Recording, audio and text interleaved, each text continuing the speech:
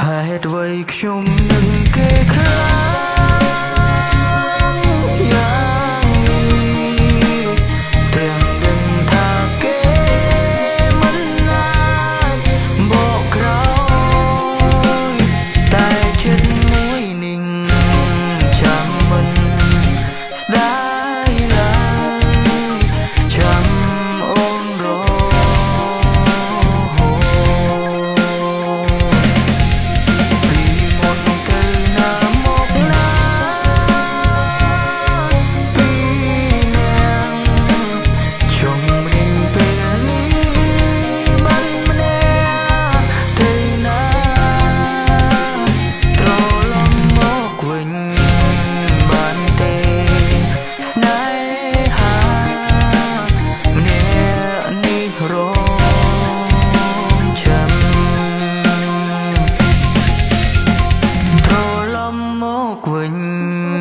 បានទេ